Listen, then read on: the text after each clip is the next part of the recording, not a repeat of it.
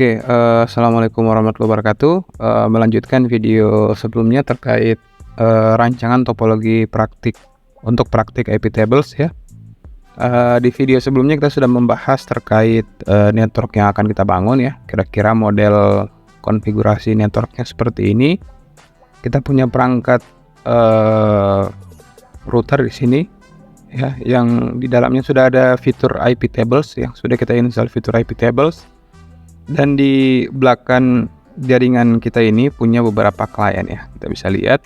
Dan pada video kali ini kita akan memvisualisasikan secara langsung menggunakan aplikasi firmware ya. Jadi kita sudah punya 3 mesin di sini ya. Ini mesin router ya. Kalau kita coba clear, nah kita lihat di sini routernya punya 2 interface ya. Interface ENS33 yang menuju ke internet dan interface ENS34 yang terhubung atau terkoneksi ke klien. Di sini kita punya klien yang sudah terhubung ya. Kita bisa cek ping ke internet. Oke, kliennya semua sudah bisa terkoneksi ke internet. Kita cek yang satunya lagi. Jadi klien ini terhubung ke internet melalui IP address dari router ya. Jadi kita sesuai dengan topologinya. Nah, kita akan coba menerapkan beberapa contoh case rule ya pada topologi ini. Oke, kita bisa lihat di sini ya. Saya sudah membuatkan beberapa rule ya yang akan kita implementasikan. Nah, kita ke rule yang pertama, blokir akses ping dari klien ke router ya. Jadi sebelum menerapkan rule, pastikan kita bisa ping dulu ya. Pastikan kita bisa ping dulu ke router 10.1. Oke. Ya, IP address gateway kita itu 10.1 adalah IP address dari router ya. IP address dari router yang ini 10.1 di sini ya. Jadi kita akan coba buat rule firewall untuk memblokir ya. Kita bisa lakukan ping lagi. Oke. Saat ini pingnya harusnya jalan ya. Kedua-duanya jalan 10.1. Oke. Jadi ping ke router jalan. Kita akan coba buat rule pertama kita. Yang pertama, blokir akses ping dari klien ke router.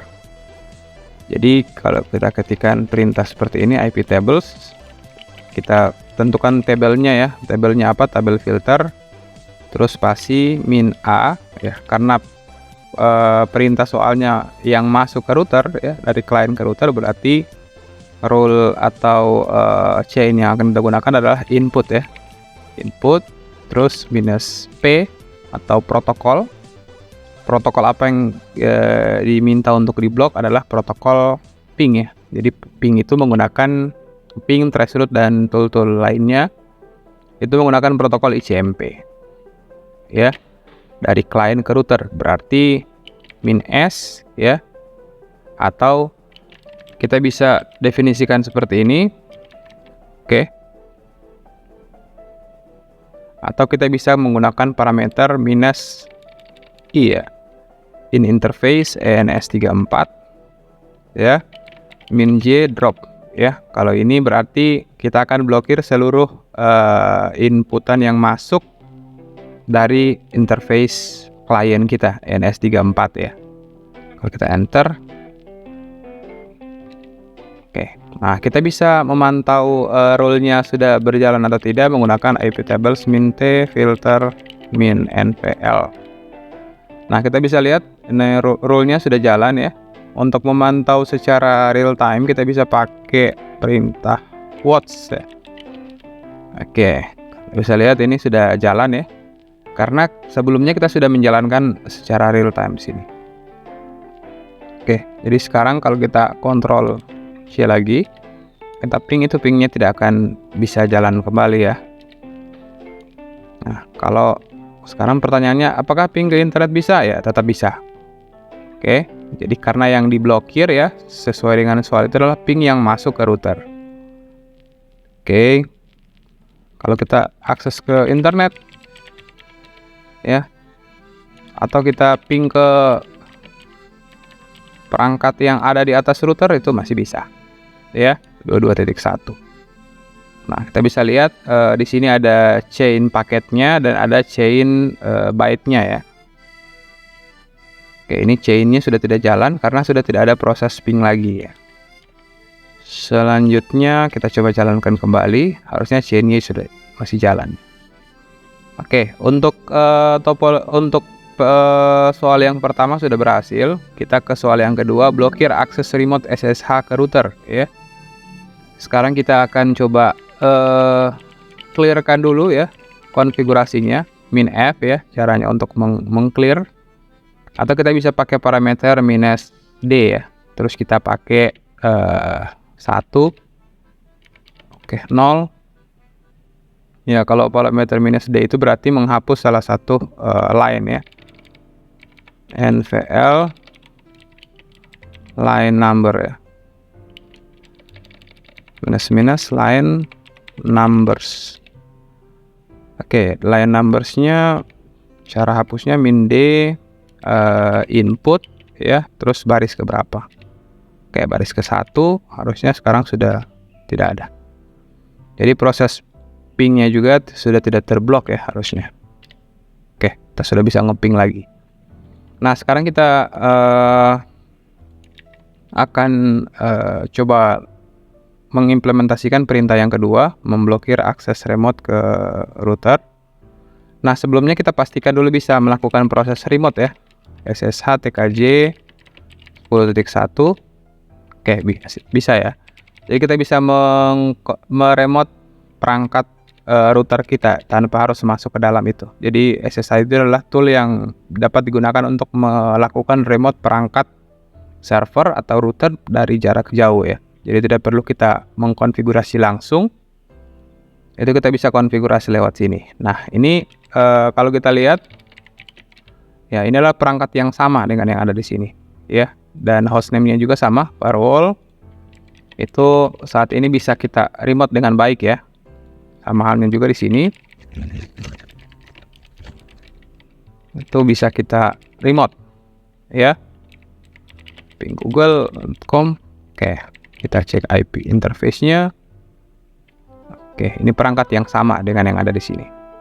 Nah, selanjutnya kita akan coba buat rule untuk memblokir akses SSH yang masuk ya.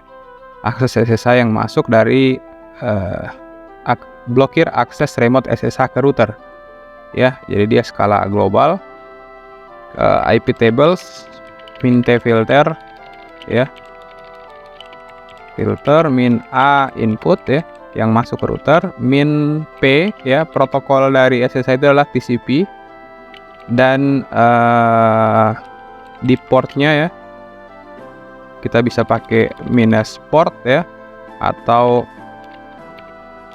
di port 22. Karena kenapa kita tidak mendefinisikan interface-nya? Karena di sini tidak ada perintahnya ya. Jadi semua akses SSH yang masuk ke router akan kita blok. Enter. Nah, kita bisa monitoring kembali menggunakan fitur watch ya. Oke. Kita bisa lihat di sini akan diblokir seluruh paket yang menuju ke port 22 ya. Kalau kita coba SSH lagi ke 10.1 itu sudah tidak bisa lagi ya. Dan kita bisa lihat di sini byte-nya sudah jalan. Ada percobaan untuk melakukan remote ya. Oke, sudah tidak bisa ya. Kita melakukan proses remote kembali. Oke, ini masih di dalam dan sudah time out ya, karena sudah diblokir. Sudah tidak merespon lagi untuk konsolnya. Kita coba remote kembali. Ya, sudah tidak bisa. Jadi paket remote-nya itu sudah ditolak ya. Nah, itu perintah yang pertama. Selanjutnya kita akan coba untuk menghapus. Dan kita lihat kembali harusnya akses remote-nya sudah jalan kembali. Ya, sudah jalan normal kembali. Oke, ini sudah jalan lagi. Oke, Ini sudah hang ya, ngehang. Oke, kita lanjut ke rule selanjutnya, blokir akses browsing dari klien ke internet ya. Nah, ini paket browsing. Nah, untuk menguji ya, pastikan kita sudah bisa mengakses internet dulu. Kita coba googling, kita coba buka.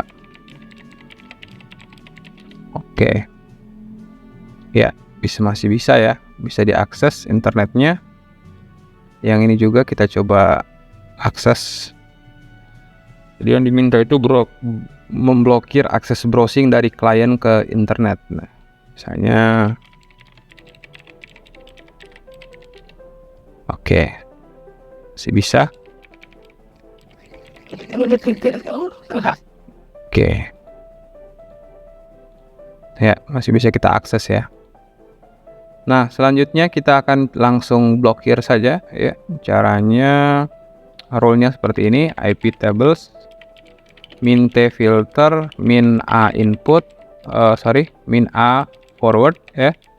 Karena yang melewati, min P TCP, terus min deport 80,443, min input dari kita kali ini menggunakan source port ya, min S 10.0/24 min J drop. Oke, ada permasalahan ketika kita menggunakan koma ya. Di sini kita akan buat dua rule ya. Pertama port 80 dulu dan port 443. Oke, kita coba monitoring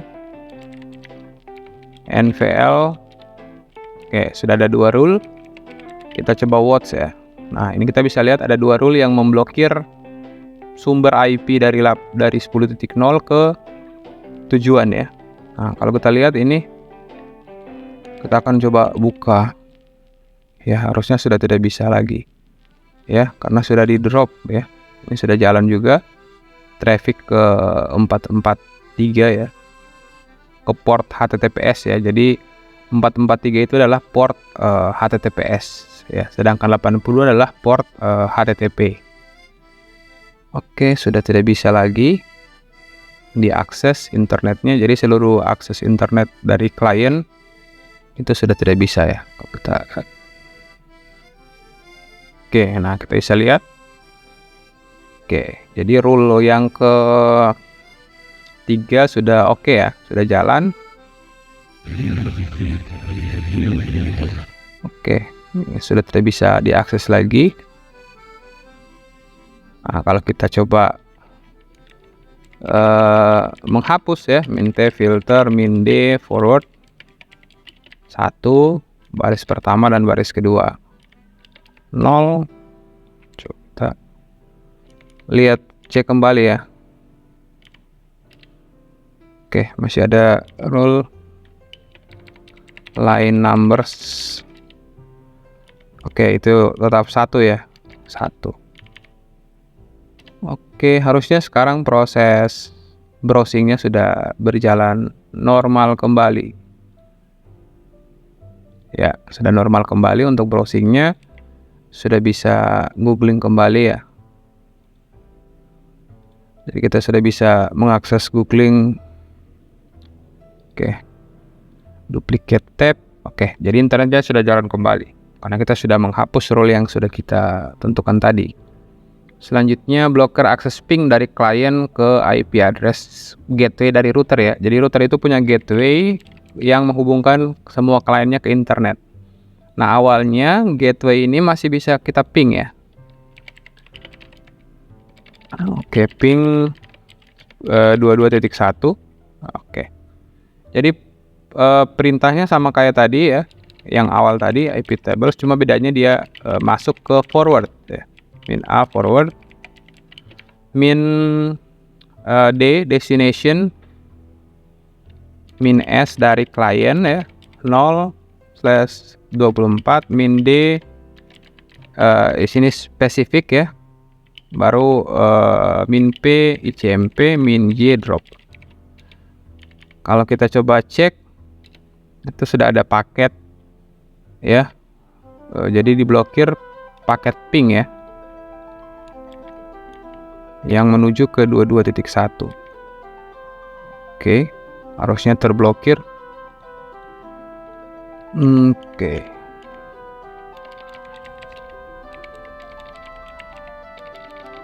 Ping 22.1. Oke, sudah tidak bisa lagi kita melakukan ping ya. Oke, klien yang ini masih bisa. Oke, source. Oke, sudah ada traffic. Nah, anehnya ini masih ada klien yang bisa connect ya. Harusnya sudah tidak bisa kedua-duanya. Kita flush dulu. Kita hapus dulu ya. Atau kita tambahkan role baru ya. IP tables min T filter min A forward min D, atau kita buat 1 min P ICMP min I NS 38 NS 34 ya. Ini J drop. Oke.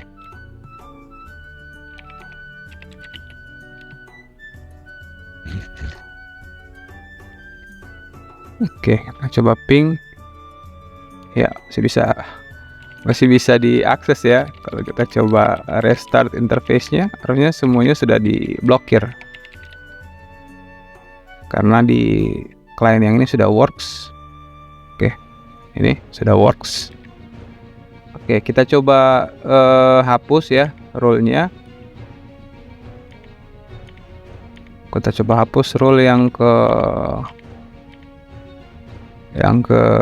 pertama. Oke, role yang keduanya sudah jalan.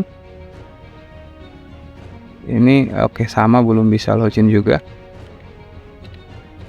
Oke, klien yang ini masih bisa connect ya. Oke, 10.1 124. Oke.